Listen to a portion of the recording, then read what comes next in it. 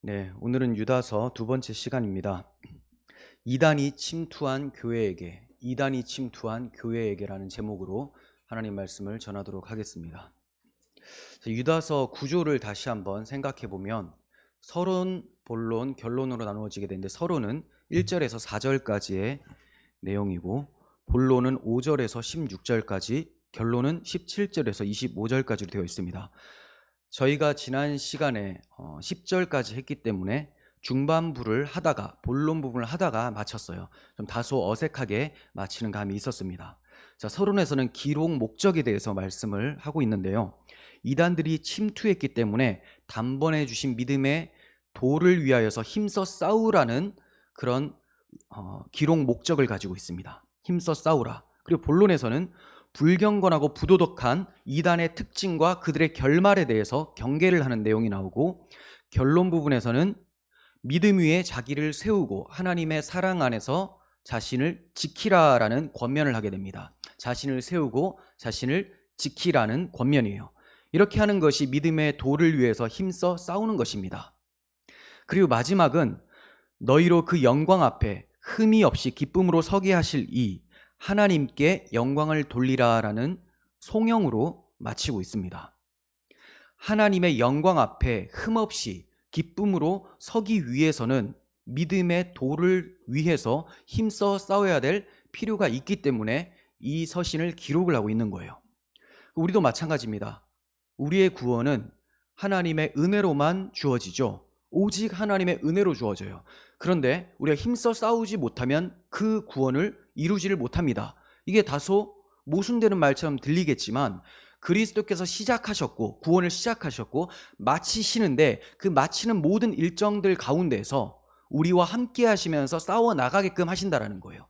그러니까 내가 싸운 것 같아 보여도 하나님의 은혜로 내 안에 계신 성령을 통하여서 싸우는 것이기 때문에 끊임없이 싸우는 삶을 살지 않는다면 우리는 구원에 이르지 못하게 된다는 겁니다.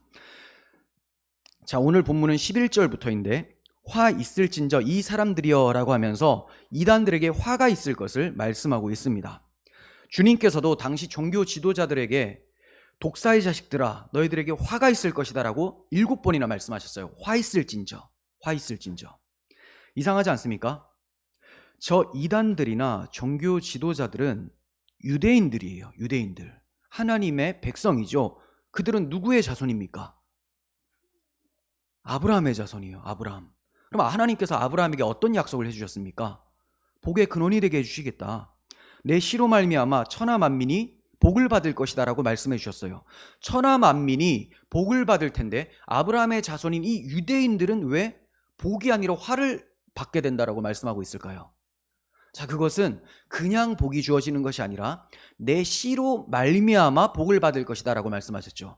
그 씨가 바로 아브라함의 자손, 아브라함의 자손으로 오실 예수 그리스도라는 거예요. 그리스도를 통해서 복을 받는다고 했는데 이 아브라함의 혈통적 자손이었던 유대인들이 아브라함의 씨인, 아브라함의 자손인 예수 그리스도를 거부하고 그분께서 이루어 주신 복음을 비방하고 있었기 때문에 그들은 화를 입게 된다는 거예요. 복이 아니라 화를 입게 되는 거죠.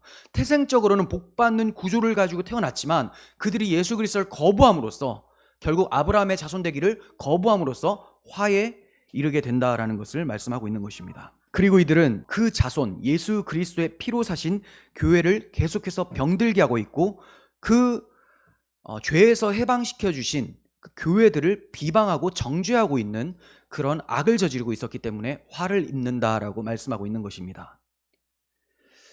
지금 유다는 화를 입은 이단들을 타락의 길을 걸었던 3명의 악인들의 사례를 얘기하면서 너희들도 저들과 같이 화를 입게 될 것이다. 타락의 길을 걸었던 3명의 악인들이 누구냐? 11절 보시면 화 있을진저 이 사람들이여 가인의 길에 행하였으며 삭슬 위하여 발람의 어그러진 길로 몰려갔으며 고라의 패역을 따라 멸망을 받았도다 라고 합니다. 자, 3명이 나왔습니다. 그리고 3 길이 나왔어요. 첫 번째, 가인의 길입니다. 가인은 아담과 하와의 첫 번째 아들이에요. 그리고 그의 동생은 아벨이었습니다. 둘은 하나님께 예배를 드렸는데 가인이 하나님이 정하신 길이 아닌 자신의 길로 행했습니다. 다른 말로 하나님께서 정해 놓으신 예배를 드린 것이 아니라 자기 멋대로 예배를 드렸다라는 거예요. 그가 걸어갔던 길이 어떤 길일까요? 길에는 두 길이 있습니다. 그 길은 제사를 드릴 때 가죽옷, 즉 대속의 희생을 기억하고 이것을 의지하며 드리느냐 아니면 자기 힘을 의지해서 드리느냐에 따라서 달라지게 돼요. 길이 달라집니다. 자, 가인의 동생 아벨은 대속의 희생을 기억하면서 양의 첫 새끼를 드렸습니다. 이것이 정도예요. 올바른 길이라는 겁니다. 그리고 여자의 후손의 길입니다. 그러나 가인은 땅의 소산, 곧 자기 힘으로 만들어낸 것을 드렸어요. 이것이 다른 길이에요. 뱀의 후손의 길입니다. 자, 이렇게 여자의 후손의 길을 따라간 아벨을 뱀의 길을 따라간 가인이 어떻게 했습니까? 돌로 쳐 죽입니다. 왜 쳐 죽였느냐? 자기 힘으로 열심으로 자기 방식대로 하나님께 제사를 드렸더니 하나님께서 가인과 그의 제물은 받지 않으셨다라고 말씀을 하고 있죠. 그런데 아벨과 그의 제물은 받으셨다는 거예요. 아벨이 드린 제물은 양의 첫 새끼였죠. 바로 그 죄인을 위해서 대신 죽으실 예수 그리스도를 예표했었던 제물이 바로 양의 첫 새끼였습니다. 그러니까 아벨은 그리스도를 의지해서 예배를 했다고 할 수가 있어요. 그러니까 하나님께서는 그리스도를 받으시고 그리스도 안에서 아벨도 받으신 겁니다. 하지만 가인이 자기의 제사를 받지 아니하시고 아벨의 제사와 아벨을 받으신 그 하나님께 화가 났어요. 그래서 아벨을 돌로 쳐 죽입니다. 이것은 아벨이 의지했었던 오실 예수 그리스도에 대한 거부감이며 의인이 의로 행했던 것을 미워하는 악인들의 본성에서 나온 행위였다라는 겁니다. 성경에는 두 길만 있을 뿐입니다. 여자의 후손의 길과 뱀의 후손의 길이에요. 이처럼 두 길로 갈라지게 된 원인은 인류의 조상 아담의 타락 때문인데, 아벨은 아버지 아담에게 주신 원시 복음 그리고 가죽옷의 의미를 듣고 믿음으로 제사를 드림으로 여자의 후손의 길로 편입이 될 수가 있었던 거예요. 그러나 가인은 원시 복음을 믿지 아니하고 자기 힘으로 제사를 드림으로써 뱀의 후손의 길로 가게 된 것입니다. 이러한 가인의 모습은 무화과 나무 잎을 엮어 입었었던 타락한 아담의 모습을 그대로 답습한 것이라고 할 수가 있습니다. 그런데 거짓 선생들이 그 길을 추종하고 있는 거예요. 자, 두 번째, 삭슬 위하여 발람의 어그러진 길로 몰려갔다라고 합니다. 발람의 길. 발람은 모압 왕 발락에게 돈을 받고 이스라엘을 향해서 저주를 시도했었던 사람입니다. 그러니까 돈 때문에 하나님의 백성을 저주했었던 사람이에요. 그러나 하나님께서 발람의 입을 강권적으로 주장하셔서 저주를 해야 되는 입술 가운데서 축복이 나오도록 만들어 버리셨어요. 그러니까 첫 번째 계략이 실패를 한 거죠. 모압 왕 발락이 이제 돈을 주지 않으려고 하자 그가 돈의 노예가 되어 있기 때문에 돈을 꼭 받아내기 위해서 다른 계략을 세웁니다. 모압 여인을 사용해서 모압인들이 섬기는 바알을 숭배하는 음란한 제사로 그들을 불러들입니다. 이스라엘 백성을 불러들이는 거예요. 그러면서 모압 여인들과 행음하게 만들어버려서 하나님 앞에 타락하게 만들어버렸습니다. 자, 이렇게 성적으로 타락하게 만들어버리는 바알볼 사건을 만들어낸 것이 발람의 꾀입니다. 이처럼 거짓 교사들도 그리스도의 몸된 교회가 음란하게 행하도록 발람의 길을 따라가고 있는 거예요. 그러니까 삭슬을 위해서, 돈을 위해서 발람의 길로 행하고 있었던 사람들이 이단자들이라는 거죠. 이단들이 돈을 좋아합니다. 돈 좋아하고 도덕적으로는 상당히 문란합니다. 이러한 모습을 발람의 사례를 통해서 얘기를 하고 있는 거예요. 이러한 발람의 길을 어그러진 길이라고 해요. 고든 길이 아니에요. 어그러진 길. 길이 한자로 도죠, 도. 성경에서 가르치는 도는 하나입니다. 바로 십자가의 도예요. 이 십자가의 도는 옛적부터 믿음의 조상들이 걸었었던 길이기 때문에 다른 말로 옛적 길이라고 합니다. 옛적 길. 이것이 정도이고 여자의 후손의 길입니다. 반면 거짓 선지자들은 곁길로 걸어갑니다. 옛적 길, 정도가 아니라 곁길로 걸어가요. 이 곁길은 옛날부터 있었던 길이 아니라 자신들이 스스로 만들어낸 길이에요. 하나님께서 닦아놓으신 이 길로 가라라고 한 정도가 아니라 자기들이 만들어 놓은 새로운 길, 곁길이라는 거죠. 저 이단자들이 십자가의 도를 버리고 옛적 길을 버리고 곁길을 따라 걷고 있는 거예요. 자, 그리고 세 번째 길이 나옵니다.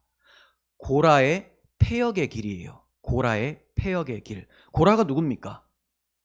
출애굽하여 광야의 행진 가운데 있을 때에 하나님께서 세워놓으신 두 지도자가 있었죠. 대제사장 아론과 그리고 지휘관 모세였습니다. 아론과 모세를 비방을 하면서 그의 권위에 대항을 합니다. 그리고 자신의 지위를 잊어버리고 지위를 떠나서 계속해서 불복종하며 하나님께 반역을 저질렀던 사람들이 고라 일당이었습니다.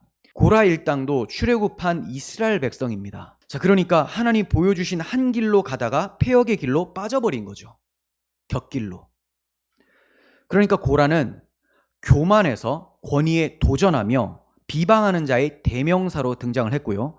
발람은 탐심으로 인해서 하나님을 거역하는 자로 등장을 했고, 가인은 시기와 미움과 박해자의 대명사로 구속사에서 악인으로 등장을 했습니다.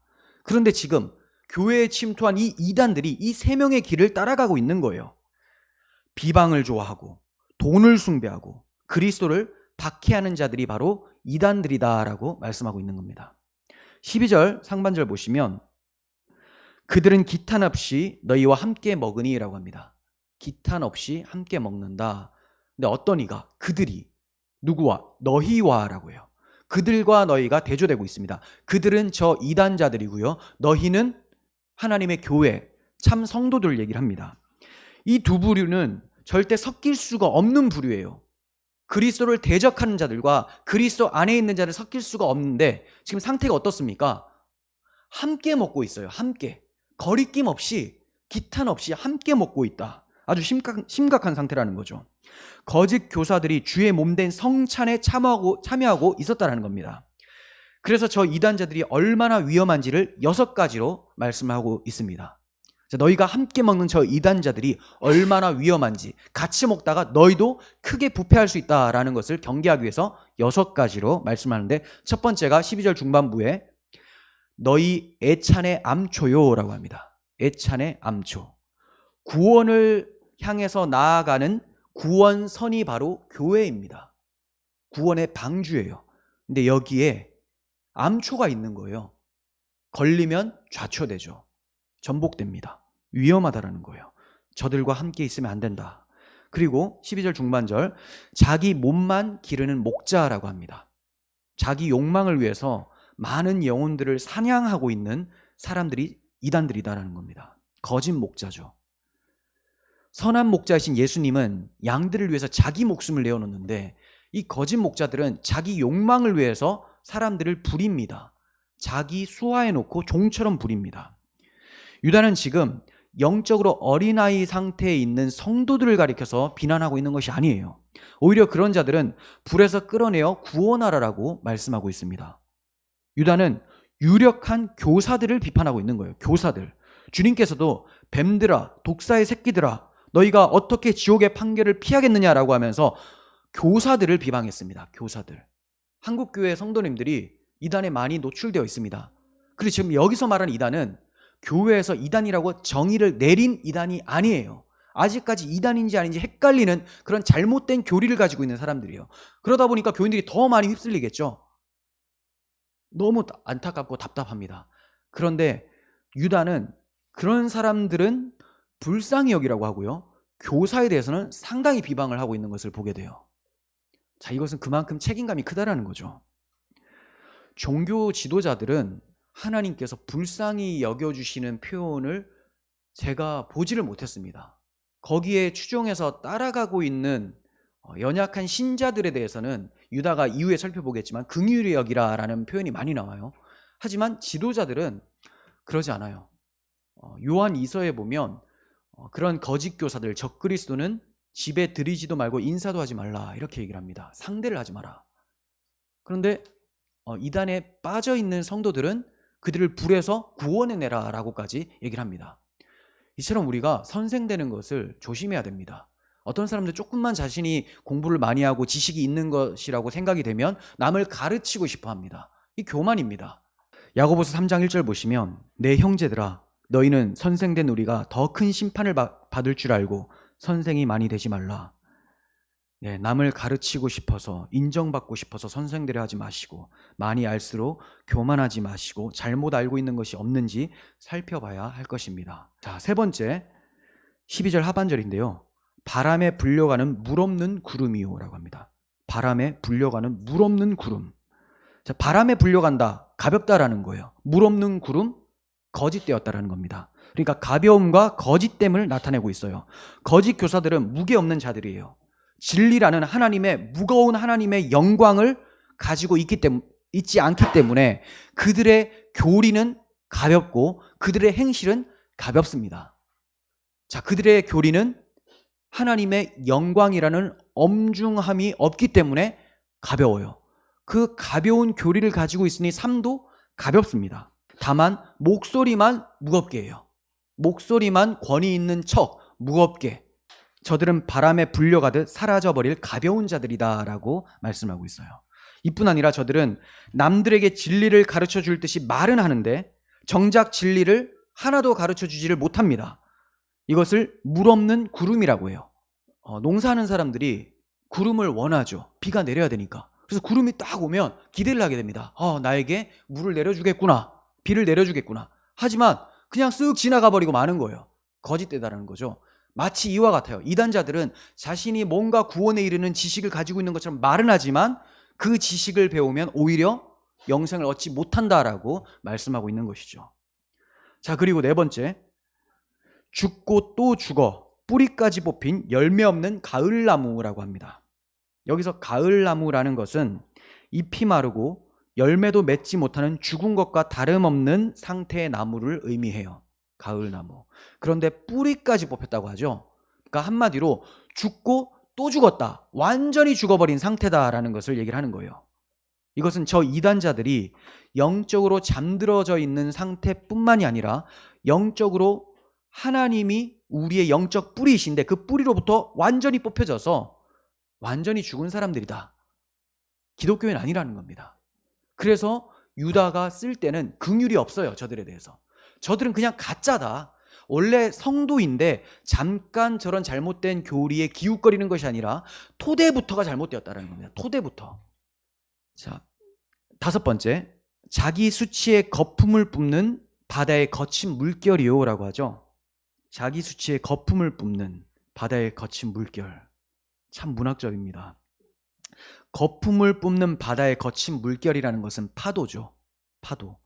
파도를 보면 계속 거품이 일어나잖아요. 근데 그 거품을 수치스럽다라고 지금 표현하고 있어요.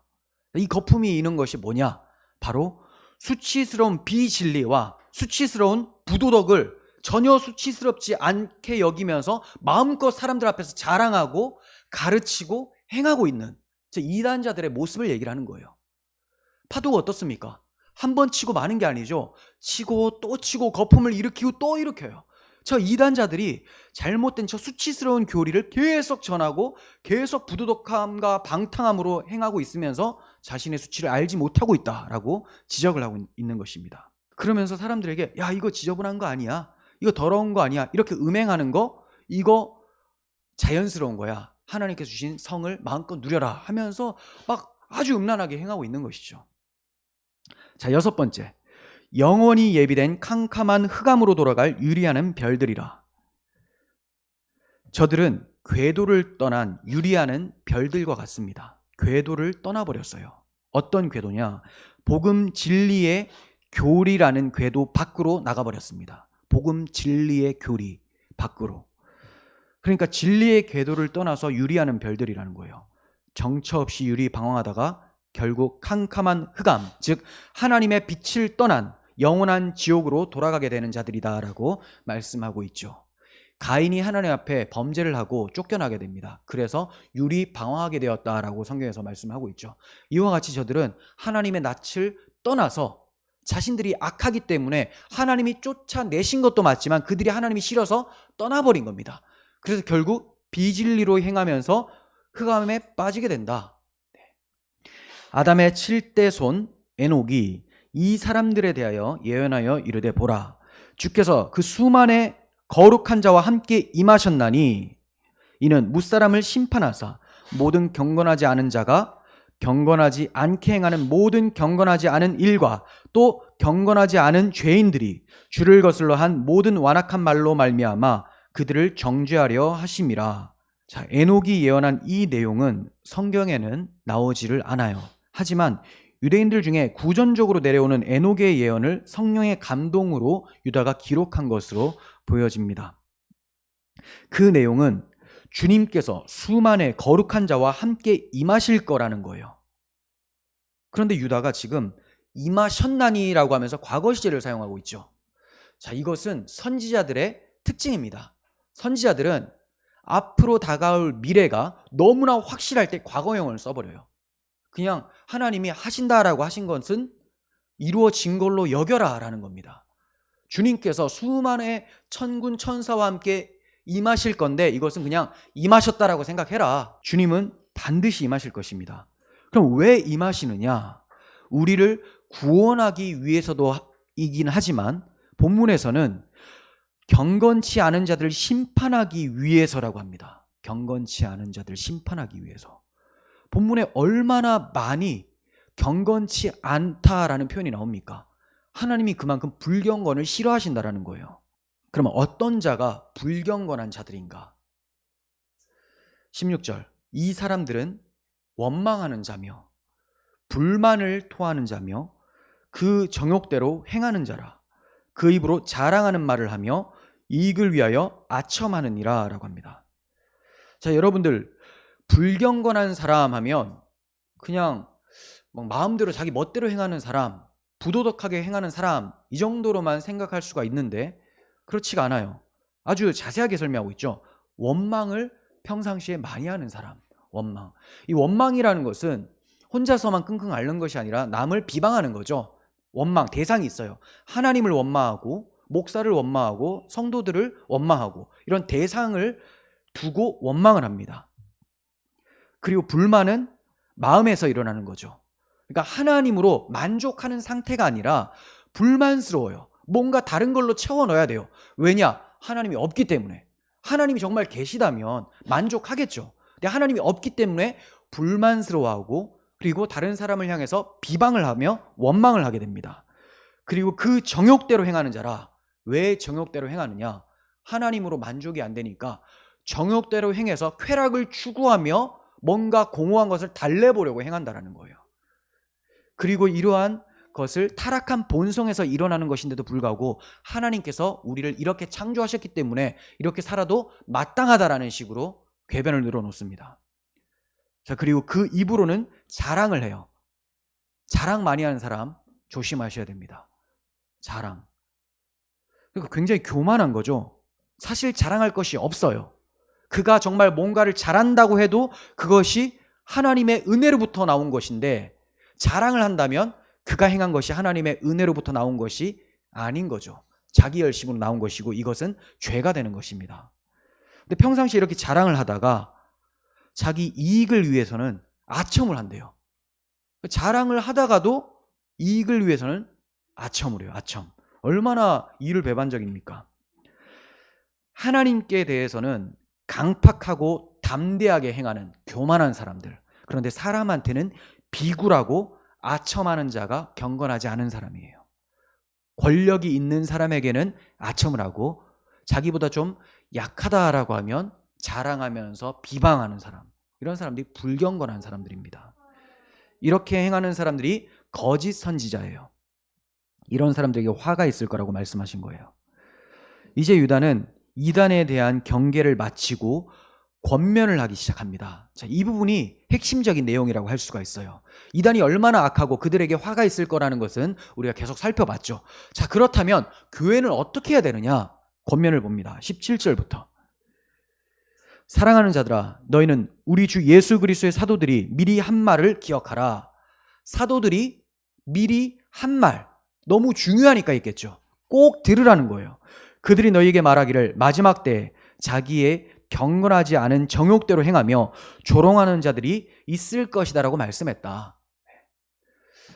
자, 사도들이 이전에도 이 유다서를 쓰기 전에도 많이 얘기를 했습니다. 베드로 사도가 이렇게 얘기를 하죠. 베드로서 3장 3절에서 거의 똑같이 말씀하는데요. 먼저 이것을 알지니, 먼저 이것을 알라는 것은 상당히 중요하다는 겁니다. 무엇을? 말세에 조롱하는 자들이 와서 자기의 정욕대로 따라 행하며 조롱하여 라고 합니다. 말세에는 이 베드로 후서를 쓸 당시에도 말세예요. 말세를 큰 틀에서 보면 예수님이 오셨을 때 육체를 입고 오신 성육신 사건 때부터 말세가 시작이 된 겁니다.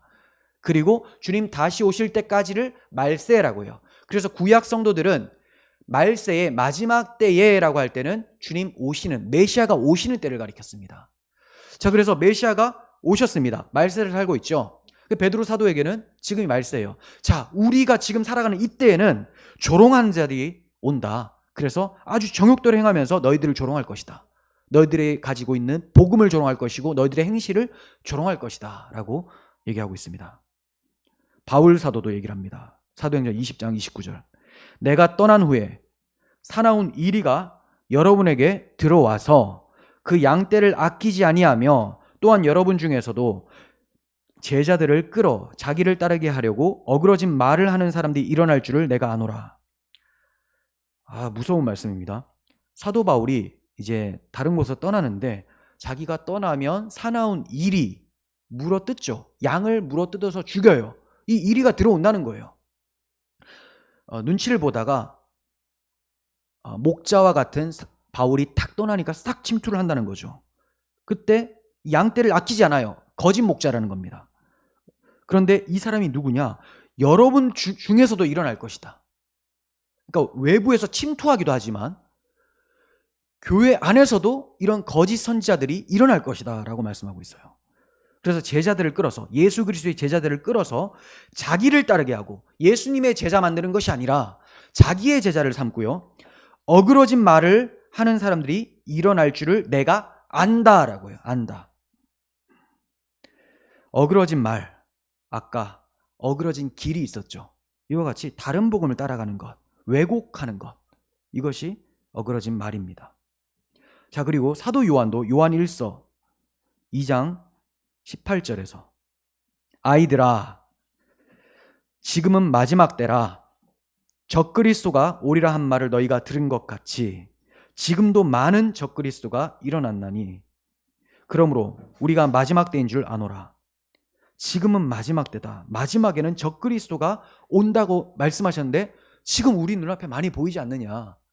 자, 사도 요한은 적그리스도를 엄청 경계했습니다. 이단들을. 이 이단들의 특징이 뭐냐? 그리스도께서 육체로 오신 것을 부인하는 사람들이라는 거예요.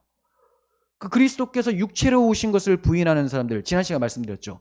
영지주의자들이에요. 육은 악한 거기 때문에, 그들의 머리에서는 육은 악한 거기 때문에 하나님이 어떻게 악한 육을 입고 오냐? 그럴 수 없다라고 해서 성육신을 부인하고, 성육신을 부인하니까 우리를 위해서 대신 십자가에서 고통을 당하사 죽으신 것을 부정을 하게 되고 몸으로 부활하신 것도 부정을 하게 되는 겁니다.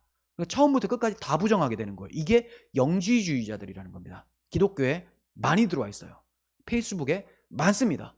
여러분들이 하는 인스타는 모르겠지만 SNS에도 많이 있을 수 있습니다. 잘 보셔야 돼요. 부활은 그런 것이 아니라, 육체의 부활이 아니라 우리 안에서 무언가 진리를 깨닫는 것이 부활이다. 이렇게만 얘기를 하는 사람 조심히 봐야 된다는 거죠.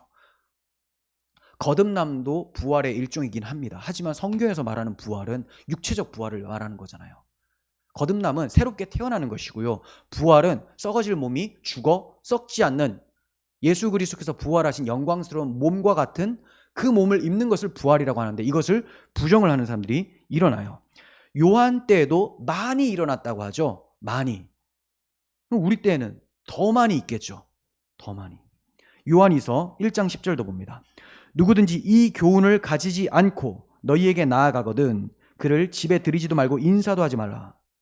누구든지, 그가 교사든지 아주 신뢰받는 사람이라 할지라도 누구든지 이 교훈을 가지지 않고, 이 교훈이 뭐냐? 앞에서 얘기를 한 거예요. 예수 그리스도께서 육체로 오심을 부인하는 것. 하나님을 사랑해서 계명을 지키는 것. 이게 올바른 거죠.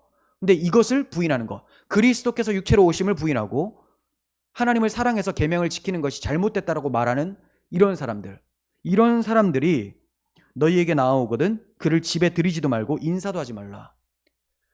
그래서 성도님들 중에서 이단에 빠지거나 혼란스럽다면 불쌍히 여기고 그들 위해 기도하고 또 끌어내줘야 되는데 이 이단 목사들 같은 경우 있잖아요. 선생들.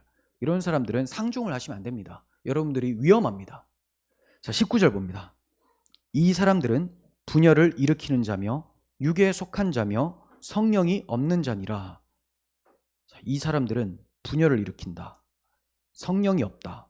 육에 속했다. 성령이 없는 자라고 하는 것은 정욕대로 행하는 사람. 그래서 육에 속한 자라고 합니다. 육에 속한 자. 다른 말로 성령 없이 타락한 아담의 본성대로 행하는 그런 자를 육에 속한 자라고 해요. 그러다 보니까 자기중심적으로 행하게 돼요. 자기 욕망을 위해서 다른 이들을 헌신시킵니다. 다른 이들을 위해서, 그리스도를 위해서 자기를 헌신하는 자가 아니라 자기를 위해서 헌신시켜버려요. 공동체의 덕을 위해서 살아가는 것이 아니라 자기의 욕망을 위해서 공동체를 분열시켜버립니다. 이처럼 성령이 없는 자들, 정욕대로 행하며 분열을 일으키는 자들이 신학 교수도 하고요, 목사도 하고 있는 것이 현실입니다. 자유주의 신학자가 그렇고 인본주의 목사들이 그렇습니다. 저들은 복음, 오직 예수 그리스도를 거부합니다. 성령이 없기 때문에 그래요. 성령이 없기 때문에. 고린도전서 2장 14절.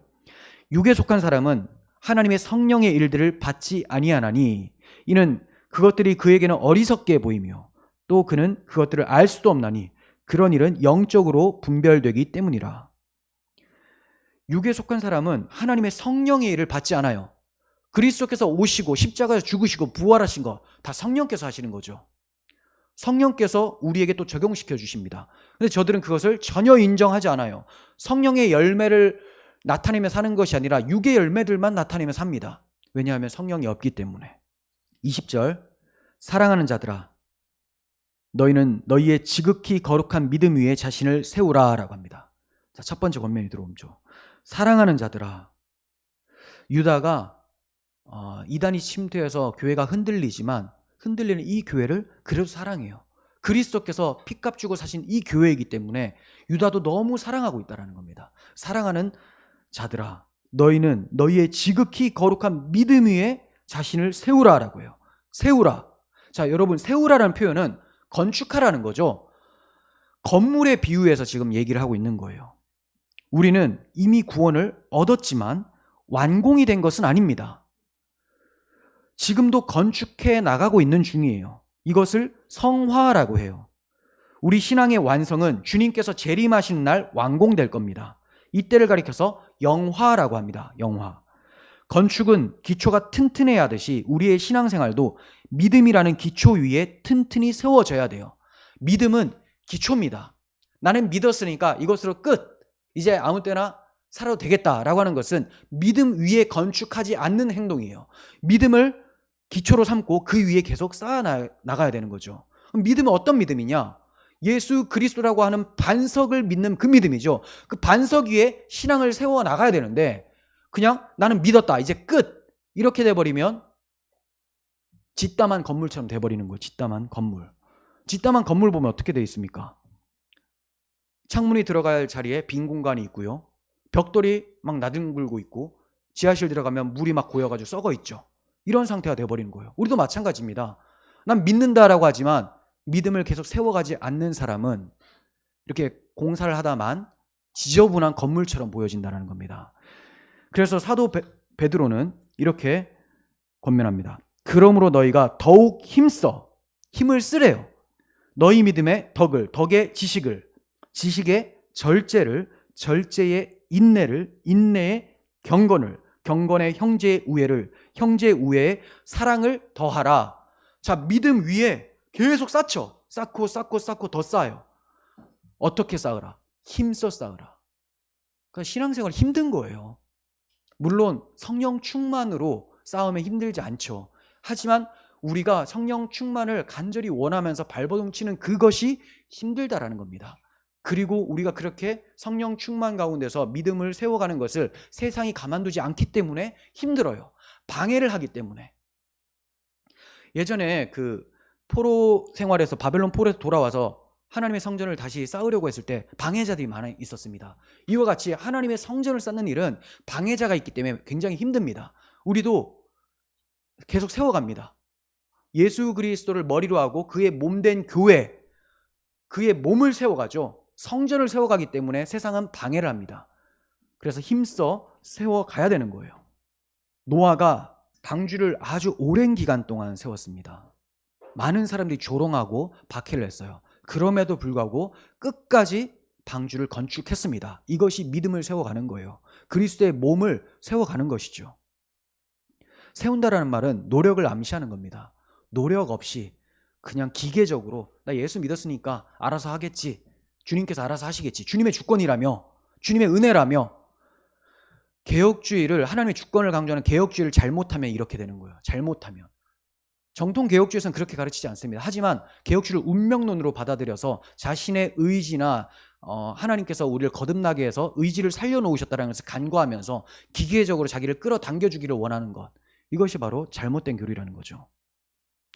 여러분, 유다는 지극히 거룩한 믿음 위에 세우라고 했습니다. 왜 우리의 믿음이 지극히 거룩할까요? 우리 믿음의 대상이 지극히 거룩하신 분이기 때문입니다.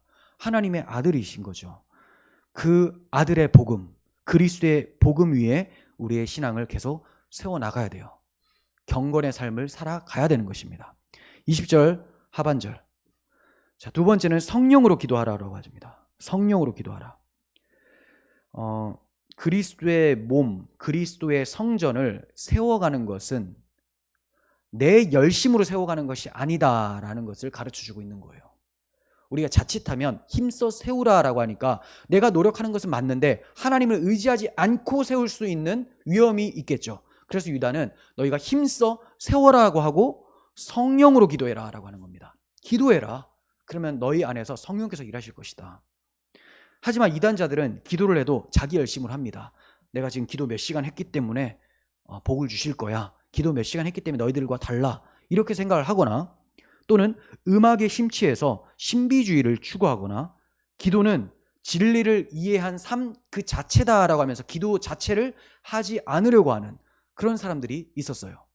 다양한 형태로 나타납니다. 자기 열심으로 기도하는 사람들, 음악에 심취해서 그냥 막 몽롱한 상태로 자기 영혼을 내어버리는 사람들. 기도는 그런 것이 아니라 내가 영적 지식을 알게 된 그 자체, 그러니까 알고 그냥 살아가는 거, 이게 기도야. 전 인생이 기도야. 이렇게만 그쳐버리는, 기도 시간 따로 만들어서 하는 거 좋지 않다. 그건 다 육에 속한 거다라고 하는 그 사람이 육에 속했다라는 겁니다. 이러한 사람들은 혼돈과 공허의 상태예요. 혼돈과 공허의 상태. 그런데 우리들은 어떻습니까? 성령으로 기도하는 사람들이랍니다. 성령으로. 성령은 혼돈과 공허, 흑암의 상태인 우리들 가운데 운행하신 분이시죠. 수면 위에 운행하셨어요. 그래서 혼돈과 공허 상태를 질서 있게 만들어내시고 흑암 가운데 있는 자에게 그리스도의 빛을 가져다 주시는 분이 성령님이라는 겁니다. 그래서 우리는 성령으로 기도해요. 겸손하게 기도하고 성령을 의지해서 그리스도의 빛을 바라보고 하나님의 뜻을 성경을 통하여서 깨달아 알면서 기도에 힘쓰는 그 사람이 지극히 거룩한 믿음 위에 자신을 세우는 사람이라는 것이죠. 자, 그리고 21절, 하나님의 사랑 안에서 자기를 지키며라고 합니다. 하나님의 사랑 안에서 자기를 지키며. 근데 그냥 지키는 것이 아니라 하나님의 사랑 안에서 지키라라고 해요. 그러면 하나님의 사랑 밖으로 나갈 수 있다라는 말인가? 성도가 하나님의 사랑 밖으로 나가버릴 수 있다는 말인가? 여러분 어떻습니까? 그럴 수 있습니까? 그럴 수 없죠. 네. 사랑 밖으로 나갈 수는 없어요. 그런데 여기서 표현하는 것은 사랑 안에서 지키라는 말은 이렇게 생각하시면 됩니다. 집이 있어요. 빛이 잘 들어오는 집이 있습니다. 그 집에도 빛이 잘 드는 따뜻한 곳이 있고 또 외진 곳 있죠? 그늘진 곳. 내가 그리스도 안에 있으면서도 하나님의 사랑 가운데 계속 나아가지 않고 피해서 어디 구석텅이에 있으면 추워요. 추우면서도 내가 왜 이렇게 춥지? 나는 이 따뜻한 집에 들어와 있는데 왜 이렇게 춥지? 이러고 있는 거예요. 그러니까 사랑 안으로 계속 들어와 있으라는 거죠. 창 쪽으로 나와 있으라는 겁니다. 우리가 집 밖으로 나갈 수는 없어요. 하나님 사랑 밖으로 나갈 수는 없지만 하나님의 사랑 가운데 더 가까이 나아갈 수 있도록 열심히 노력해라 라는 말씀이라는 겁니다. 하나님의 사랑은 우리에게 이미 나타난 바 되었습니다. 우리는 그 사랑을 알기 때문에 하나님 사랑 안에 거하는 자들이죠. 그 사랑이 복음에서 나타났죠. 우리의 죄를 그대로 심판하지 아니하시고 자기 아들을 대신 심판하신 하나님의 사랑, 우리 이 사랑을 먼저 받았습니다. 이미 받았어요. 그래서 그 복음 안에 거하는 것이 하나님의 사랑 안에서 자기를 지키는 거예요. 반면 이단들은 하나님의 사랑을 의심케 하고 그 사랑 안에 있던 우리를 밖으로 끌어내려고 합니다. 아담과 하와가 이런 유혹에 넘어간 거예요. 그러므로 바울의 말씀을 가슴에 새겨서 유혹에 빠지지 않았으면 좋겠어요. 높음이나 깊음이나 다른 어떤 피조물이라도 우리를 그리스도 예수 안에 있는 하나님의 사랑에서 끊을 수 없느니라. 사랑 밖으로는 나갈 수 없어요. 절대로 우리는 어떤 피조물도 그리스도의 사랑에서 끊을 수가 없습니다. 그러므로 사랑 안에 거하기를 사모하십시오. 복음을 더 묵상하시고 복음으로 살아가시길 바랍니다. 21절 하반절, 영생에 이르도록 우리 주 예수 그리스도의 긍휼을 기다리라. 영생은 하나님께서 우리를 긍휼히 여겨주심으로 이르게 된다라는 말씀이에요. 영생은 내가 열심으로 하면 영생을 얻는다가 아니라, 열심히 해야 되는 건 맞아요. 지금 열심으로 한다고 해서 영생이 찾아오는 것이 아니라 영생을 주시는 주권이 하나님께 있다. 하나님의 불쌍히 여겨주심. 그런데 보통은 하나님의 긍휼이라고 표현하거든요. 근데 여기에서는 예수 그리스도의 긍휼이라고 얘기를 하고 있죠. 왜 그럴까요? 하나님께서 최후 심판 때에 우리를 심판하지 아니하시는 긍휼을 보여주신 이유가 바로 주 예수 그리스도께서 대신 심판을 받으셨기 때문이라는 겁니다. 그래서 주 예수 그리스도의 긍휼을 기다리라. 그리고 정말로 그리스도께서 다시 오실 때는 이제 심판자로 오세요. 그때 우리가 그 심판자 앞에서 긍휼을 입기 위해서는 우리 안에서 착한 일을 시작하신 이 예수 그리스도께서 마치시는 그때까지 우리를 보존해 주셔야 된다는 겁니다. 그러므로 우리가 은혜를 알고 진짜 복음을 안다면 겸손히 행하게 되겠죠. 긍휼을 바라보게 되겠죠. 자, 22절, 어떤 의심하는 자들을 긍휼히 여기라. 어떤 의심하는 자들을 긍휼히 여기라 라고 합니다. 세 단계에 걸쳐서 이단에 영향받은 신자들에 대해서 설명하기 시작합니다. 자, 이제 첫 번째 단계가 나오는데요. 이단의 영향을 받으면 의심을 하게 된다고 해요. 의심. 여기서 의심이라는 단어는 디아크리노라는 단어인데요. 의심하다 또는 다투다라는 의미가 있습니다. 그러니까 의심을 하다 보니까 교회 안에서 막 다툼도 일으키고 분열을 일으키는 이런 사람들이 있어요. 이 사람들은 구원에 대해서 의심을 하고 복음에 대해서 의심을 하고 하나님에 대해서 의심을 품게 됩니다. 왜냐하면 영지주의자들에게 교육을 받다 보니까 그리스도께서 육체로 오신 것을 부인하다 보니까 그리스도가 하나님의 아들이긴 하지만 인간은 아니다. 가연서를 주장하기도 하고 육체로 오신 것은 아니다. 십자가를 믿지 못하게 되고 또 자기 아들을 내어주신 하나님의 사랑을 생각 못하게 되죠. 왜냐하면 그 아들이 고통스럽게 죽지를 않으셨어요. 육체를 안 입고 왔기 때문에. 그러니까 하나님의 사랑에 대해서도 의심을 품게 되는 것이죠. 그러므로 교회의 영광스러움, 하나님의 아들의 핏값으로 세워진 교회에 대해서도 불신을 갖게 되고 의심을 갖게 되는 거예요. 그래서 계속 충돌이 일어나서 다투게 되는 것이죠.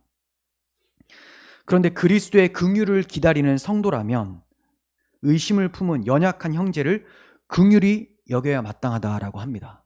긍휼히 여기라. 자신이 영생에 이르는 것도 자신의 공로가 아니라 그리스도의 긍휼 덕분임을 알기 때문에 저 사람을 정죄하면서 썩 꺼져라 이게 아니라 저 사람도 나와 같이 그리스도의 긍휼을 입어야 되는 사람이다 하면서 그들을 위해 기도하고 힘쓰게 되는 거예요. 연약한 지체를 긍휼히 여기며 그들을 위해 기도하고 있는지 살펴봐야 됩니다. 누군가 교회에서 어떤 이단에 빠지거나 또 잘못된 교리에 영향을 받으면 오늘날 교회의 모습은 그렇게 삼삼 모여가지고 비난하는 데만 앞장을 섭니다. 잘못된 거는 비난을 해야 되죠. 근데 그가 빠져버린 그 교리에 대해서는 비난을 해야 되지만 그 사람에 대해서는 긍휼력이라고 성경에서 말씀하고 있지 않습니까? 긍휼을 잃어버리면 안 돼요.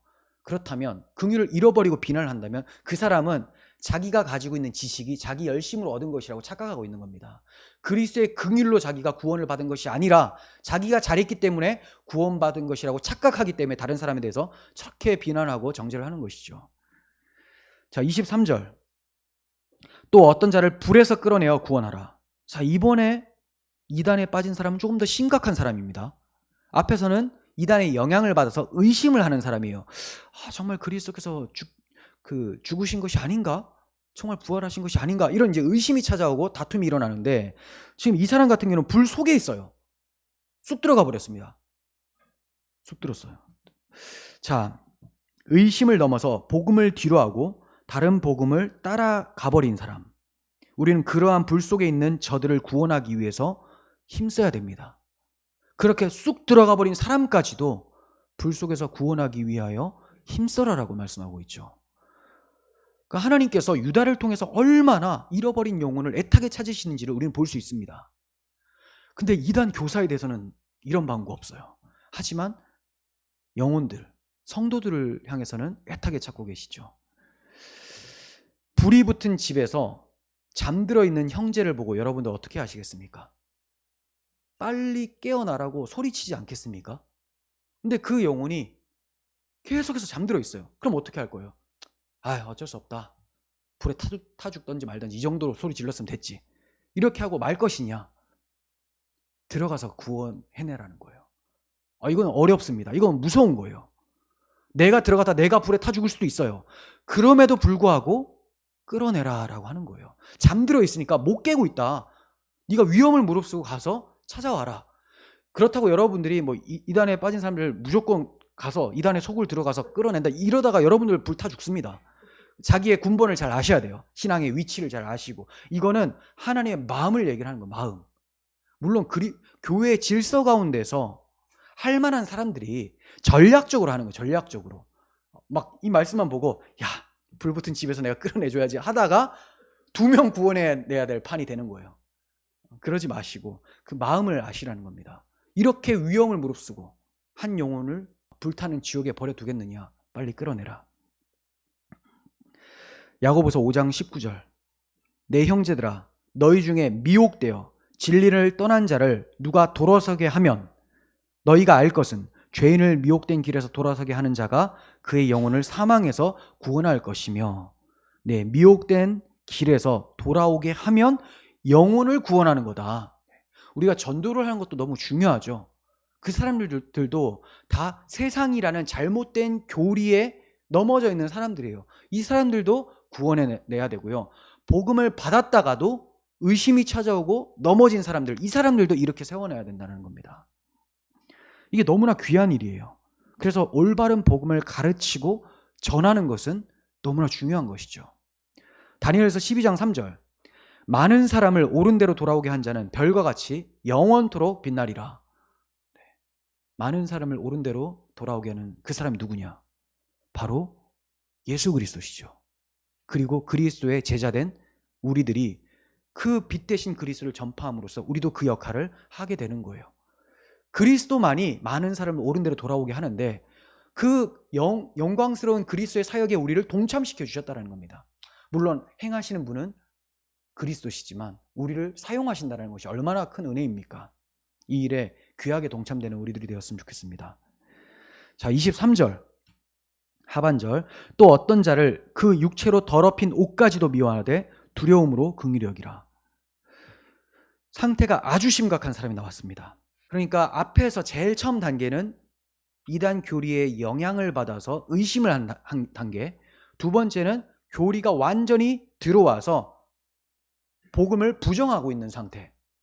세 번째는 사상적으로만이 아니라 삶으로도 아주 불경건하게 음란하게 행하고 있는 이 상태. 누가 봐도 교회에서 아주 지저분하게 행하고 있는 그런 사람이라는 거죠. 그런데 이런 사람까지도 두려움으로 긍휼히 여기라라고 합니다. 물론 앞에 말이 있죠. 그 육체로 더럽힌 옷까지도 미워하되, 이 말은 그의 행위, 음란한 행위, 방탕한 행위, 어디에 중독되어 있는 이런 행위, 쾌락을 쫓아서 쾌락의 노예가 되어 있는 이런 행위는 미워해라는 거예요. 미워. 옷까지도 만지지 말라는 겁니다. 그래서 두려워하라는 겁니다. 왜? 잘못 만지면 전염될까 봐.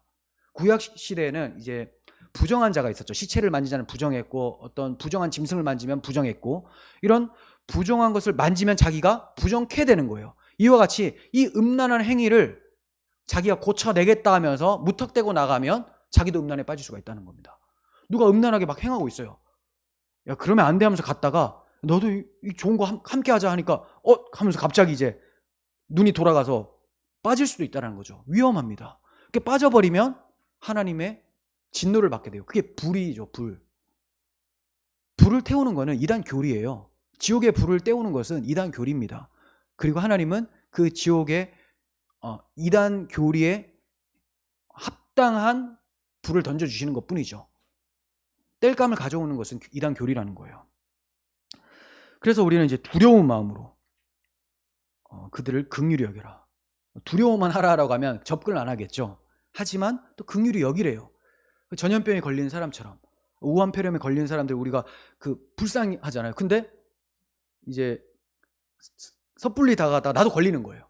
근데 루터는 이렇게 흑사병이 막 창궐할 때 찾아가서 기도하고 그렇게 했었죠. 안 걸린 거 보면 참 하나님의 은혜로 지켜주신 겁니다. 근데 지금은 이제 법이 그렇게 하면 간 사람도 격리가 되니까 네, 이제 참 어렵습니다. 목회자가 무슨 역할을 못해요. 네, 막 방독면 쓰고 가서 기도를 해주고 싶어도 접촉하면 그냥 격리가 되니까. 아무튼 이 정신을 가지고 있으라는 겁니다. 두려운 자세를 취하면서도 긍휼히 여겨라. 네. 아주 심각한 상태잖아요. 지금 이 사람은. 그럼에도 불구하고 구원해 내라는 겁니다. 자, 그래서 사도 바울은 이단에 심각히 빠진 사람들, 그리고 이단자들은 한두 번 훈계한 후에 멀리하라라고 하죠. 자칫하면 너희가 거기에 동화될 수 있기 때문에. 네. 여러분 어떤 자입니까? 세 단계 중에 하나에 속한 자입니까? 그래서는 안 되겠죠.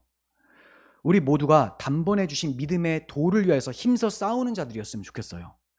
지극히 거룩한 믿음 위에 자신을 세우는 성도였으면 좋겠고, 성령으로 기도하는 성도였으면 좋겠고, 하나님의 사랑 안에서 자신을 지키는 성도였으면 좋겠습니다.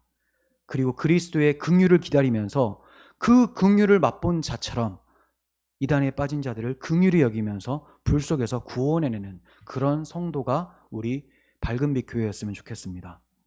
깨어 있어야 됩니다. 사탄은 우리를 밀가부르듯 하고 있으며 우는 사자와 같이 두루 삼킬 자를 찾고 있습니다. 저들에게 물리면 복음이 무너지고 우리의 삶이 무너집니다. 시편 119편 9절에서 청년이 무엇으로 그의 행실을 깨끗하게 하리까? 주의 말씀만 지킬 따름입니다. 네, 우리의 행실을 제대로 지키려면 하나님 말씀을 바르게 알아야 돼요. 복음을 바르게 하시고 올바른 복음 진리 위에 여러분들의 신앙을 세워가십시오. 지극히 거룩한 믿음 위에 여러분들의 신앙을 세워가시고 하나님의 사랑 안에서 세워진 신앙을 지켜가시길 바랍니다. 그렇게 하나님께서 기뻐하시는 교회로 세워져 가며 또 많은 이들을 옳은 대로 이끌어서 하늘의 별과 같이 영원토록 빛나는 우리 모두가 되었으면 좋겠습니다. 기도하겠습니다. 하나님 아버지, 세상이 혼란스럽습니다.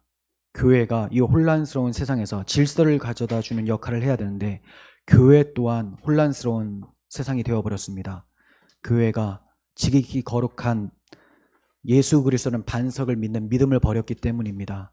하나님 아버지, 다시 믿음 위에 세워지게 하여 주시고 하나님의 사랑 안에서 지킴을 받게 하여 주시옵소서.